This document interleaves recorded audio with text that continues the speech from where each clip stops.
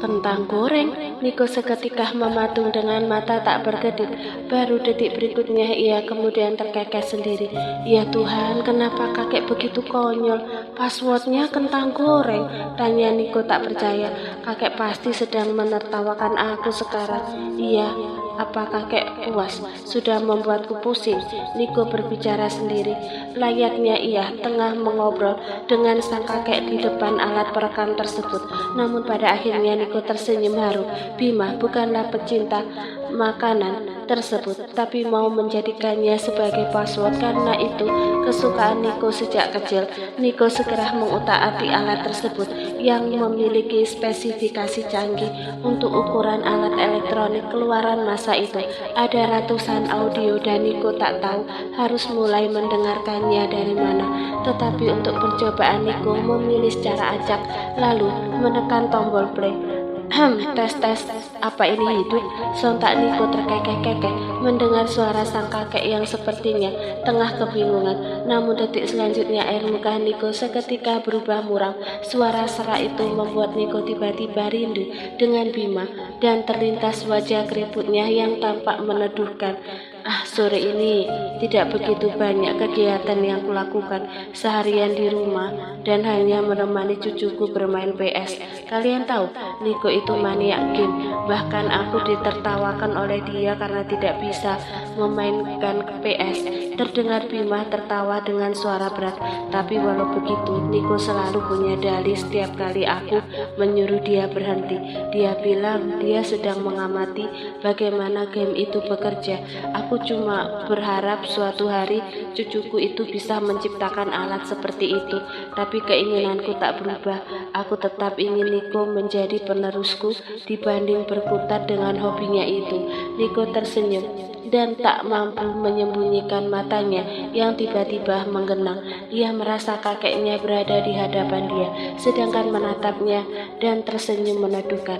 Tapi sekarang aku berhasil membuat banyak game kek, ucap Niko dengan nada ponga, seolah ingin menunjukkan keberhasilannya pada sang kakek. Sayang sekali, aku gak bisa menunjukkannya pada kakek. Beralih dari satu audio ke audio yang lain, sepertinya butuh waktu yang lama untuk mendengarkan satu persatu rekaman tersebut agar bisa menemukan bukti surat wasiat itu di sana. Niko telah berganti-ganti posisi berbaring, duduk, bahkan berjalan mondar-mandir sambil terus mendengarkan curhatan Bima yang berhasil membuat Niko tertawa, haru maupun sedih hingga terdengar suara bel berbunyi. Niko sempat terheran-heran bagaimana mungkin ada tamu malam-malam begini, tapi tak urung ia pun berjalan menuju pintu setelah meletakkan alat perekam itu di atas sofa. Begitu pintu terbuka, Niko terkejut saat ia mendapati 3 orang berseragam polisi berdiri di depan pintu. Ada apa? Tanya Niko penasaran. Salah seorang dari polisi tersebut memandangi Niko dan selembar foto di tangannya bergantian. Namamu Niko Fernando, benar. Walau tak mengerti kenapa polisi bisa tahu namanya, Niko pun mengangguk. Ia tak merasa punya salah dan tak menunjukkan ekspresi berarti di depan mereka. Anda harus ikut kami sekarang juga. Anda ditangkap karena dianggap telah membawa lari seorang gadis bernama Laika beberapa minggu yang lalu. Seorang polisi mengeluarkan borgol dan dalam sekejap berhasil menarik tangan Niko yang tampak terkejut dan tak punya persiapan untuk menghindar. Tidak, aku tidak membawa lari wanita itu. Dia istriku, sanggah Niko. Membela diri, ia berusaha memberontak, namun sayang sekali kedua tangannya sudah terbelenggu oleh alat yang terbuat dari besi itu. Anda bisa menjelaskannya di kantor. Tidak mau, lepaskan aku sekarang juga, bentak Niko masih berusaha memberontak. Keanu yang mendengar keributan pun bergegas keluar dari kamar dan menghampiri pintu. Ia tampak terkejut begitu melihat pemandangan di hadapannya. Apa-apaan ini? Teman Anda ditangkap karena telah membawa lari anak wanita orang lain. Tanpa dijelaskan pun, Keanu tahu arah pembicaraan polisi itu kemana. Dia tidak membawa lari wanita itu. Saya saksinya, seru Keanu yang seketika berubah marah. Kalau begitu jelaskan nanti di kantor kami. Niko akhirnya pasrah dan berhenti memberontak. Percuma, itu hanya membuang energi karena tangannya tak akan bisa dilepaskan kecuali oleh kunci di tangan mereka. Nu, aku titip alat itu, tolong jaga baik-baik. Keanu mengangguk. Tenang saja, aku juga akan menyiapkan pengacara untukmu dan membebaskanmu secepatnya. Di sisi lain, Arif tengah memandangi foto Bima yang tersimpan dalam sebuah bingkai. Lelaki yang dulu menjadi sahabatnya itu tengah tersenyum hingga menampakkan gigi-giginya yang masih lengkap. Maafkan aku Bima, aku tidak bisa menepati janjiku untuk menjaga cucumu. Arif menghela nafas lalu menjulurkan tangan untuk membawa bingkai itu ke dekatnya. Kau tahu, aku menyayangi dia, tapi saat ini dia sudah membuatku kecewa. Dia mengecewakanku dengan tidak menepati janjinya untuk tidak menyentuh cucuku. Mata abu-abu Arif menyusuri wajah Bima dengan sorot mata penuh rasa bersalah. Sekali lagi maafkan aku lakukan ini demi kebaikan mereka. Jauh di lubuk hati sebenarnya Arif tak tega untuk melaporkan Niko ke polisi, tapi Danar memberinya ide seperti itu agar misi mereka memisahkan Niko dan Leka berjalan lancar dan cepat. Hingga keesokan harinya, Arif menghampiri kamar Leka dan mengetuknya beberapa kali. Tak butuh waktu lama, Leka segera membukakan pintu itu dan menatap Arif dengan tatapan dengan tanpa ekspresi. Ada apa kakek menemuiku pagi-pagi? Tanya Leka ingin tahu. Tak biasanya Arif berkunjung sepagi ini. Kakek mau bicara sama kamu. Ikut kakek. Tita Arif kemudian berlalu pergi.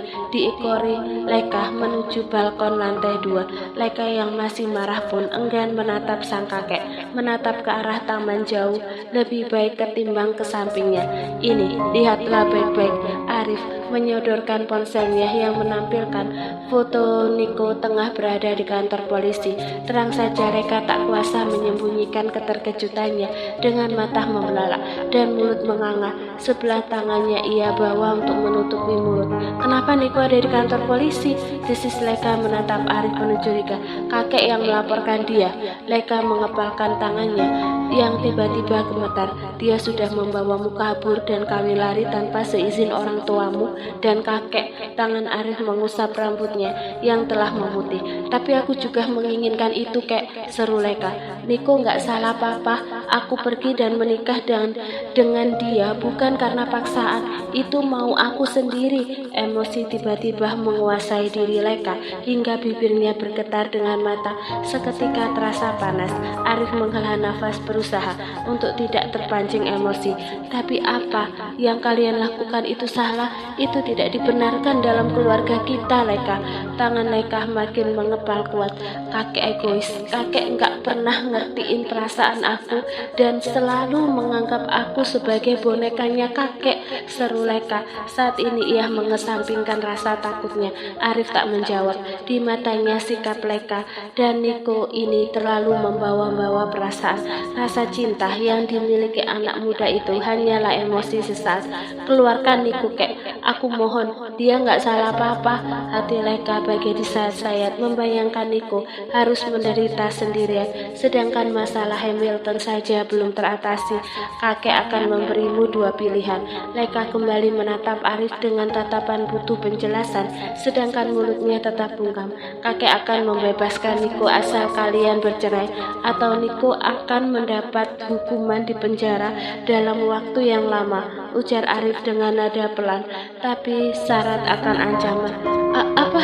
Leka terhenyak. Apa aku nggak salah dengar kakek berbicara seperti itu?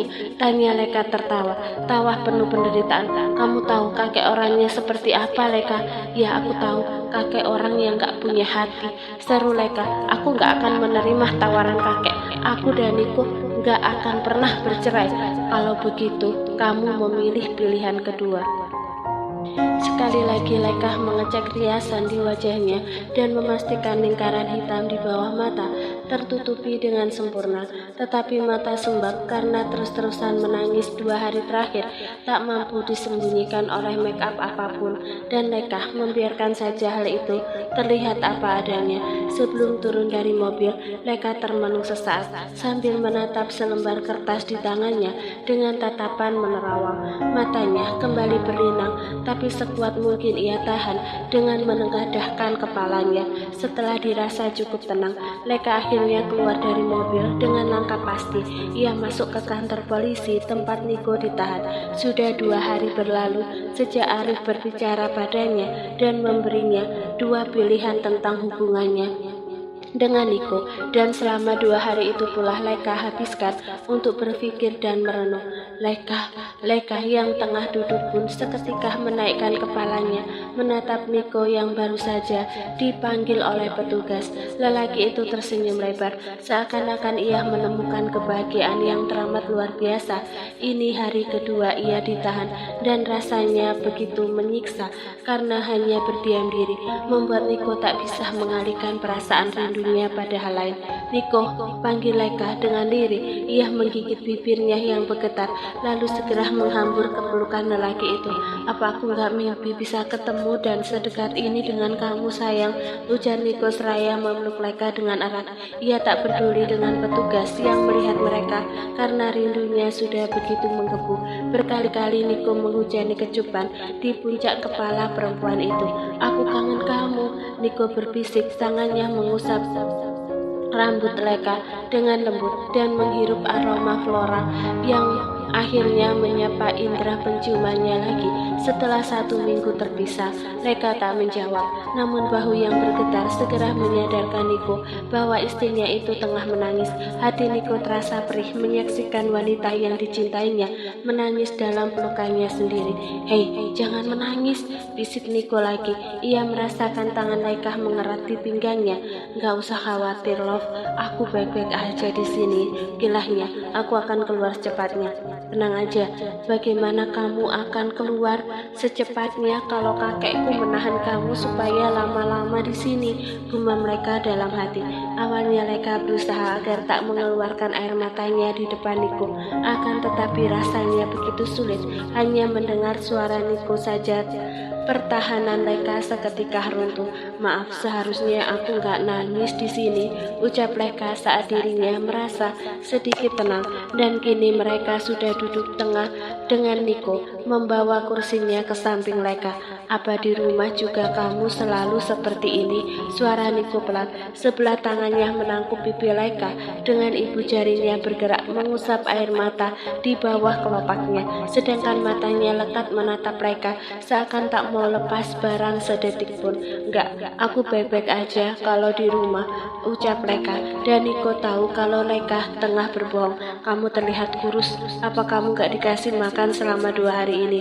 Oceh Leka, yang membuat Niko seketika terkekeh-kekeh. Kedua tangan Leka menggenggam sebelah tangan Niko yang tersimpan di atas meja, berusaha memberi Niko kekuatan lewat kehangatan tangannya.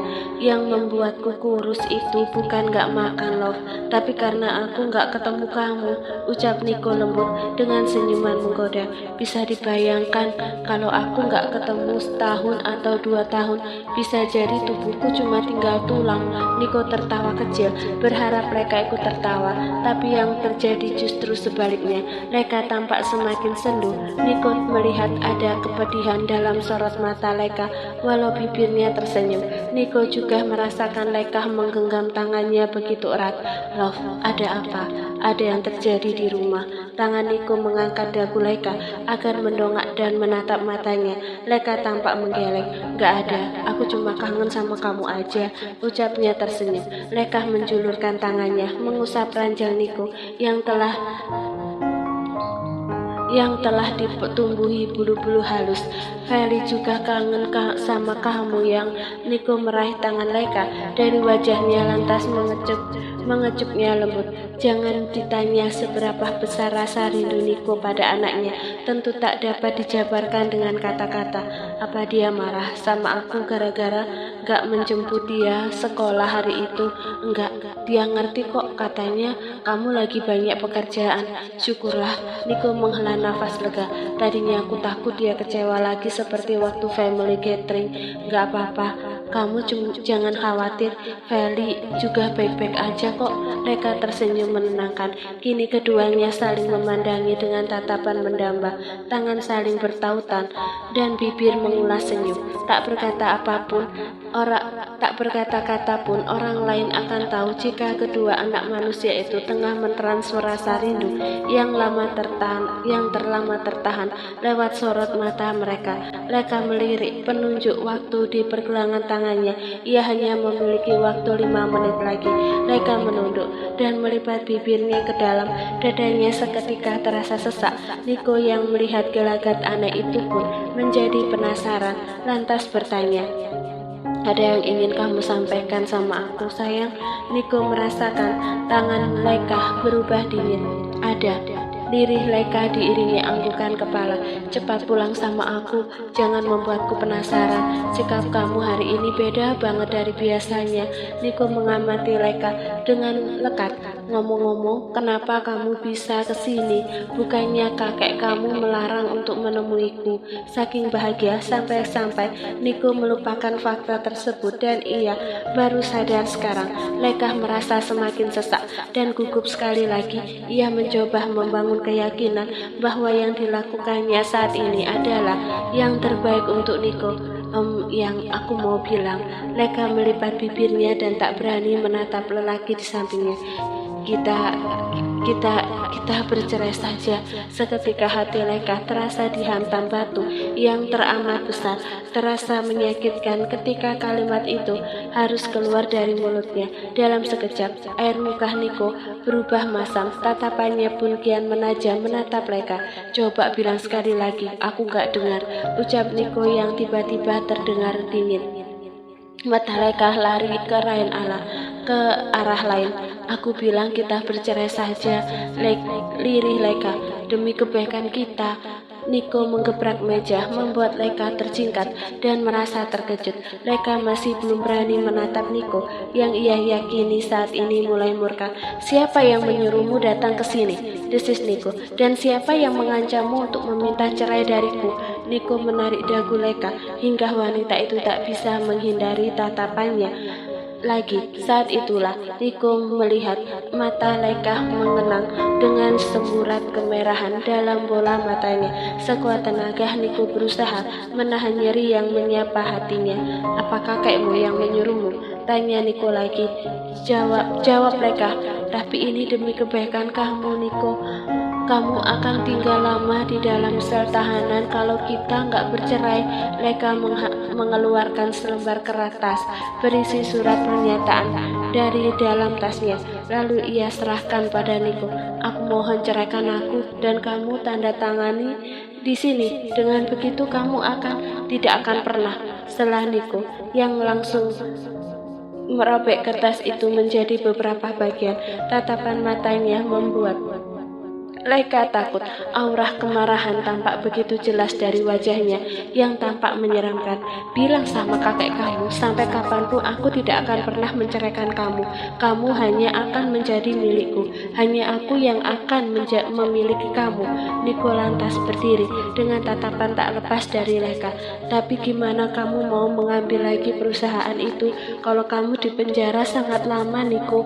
Tatapan Leka semakin mengabur, terhalang genangan air mata.